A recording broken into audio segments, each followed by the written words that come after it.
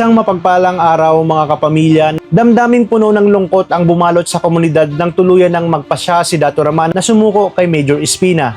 Hindi man siya nakilala ng mga kabarangay bilang si Jalil na kasama niya, buo pa rin ang tiwala nila rito dahil ipinangako niyang poprotektahan ang matanda hanggang sa huli. Habang nagpapaalam si Dato Raman, naging emosyonal ang lahat dahil naniniwala silang wala itong kasalanan. Samantala lalong tumitindi ang pagdududa ni Lara kay Marcos. Harap niya dito sa headquarters, direkta niyang tinanong kung bakit siya ang tinutukoy sa viral video ni Dato Raman at kung may alam ba ito tungkol sa sinasabing traidor sa loob ng Inleya. Ngunit kalmado lamang si Marcos at iniwasan ang mga paratang dahil dito lalo pang nakumbinsi si Lara na may itinatago ito sa kanya. Habang naghahanda si Dato Raman sa kanyang pagsuko, kinausap niya si Jalil at hiniling na bumalik ito sa kanilang isla upang tulungan na kumustahin ang kanilang mga kababayan na naapektuhan ng mga kaguluhan. Nangako naman si Jalil na tutuparin ang kanyang hiling at ipapaabot sa lahat na hindi sila kakalimutan ng kanilang pinuno.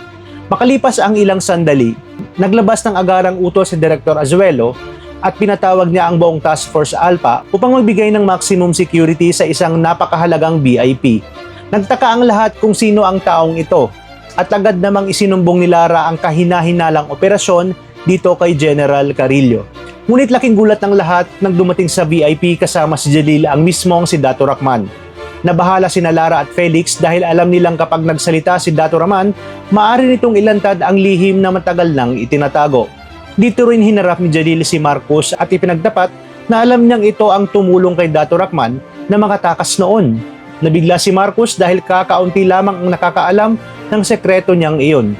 Gayunpaman, tiniyak ni Jalil na mananatili itong lihim sa pagitan nilang dalawa. Habang papalapit na ang pagdating ni Ahmad upang kunin si Dato Raman, nag-aalab naman sa galit si General Carillo at hindi siya handang hayaang makarating si Dato Raman kay Ahmad dahil alam niyang maaring tuluyan ng mabunyag ang katotohanan. Ano kaya ngayon ang susunod na hakbang ni General Carillo? Mapipigilan ba niya ang pagsalita ni Dato Raman o ito na ang simula ng pagbagsak ng kanilang mga lihim? Abangan natin sa mga susunod na nakakagulat na pangyayari sa Blood versus Duty.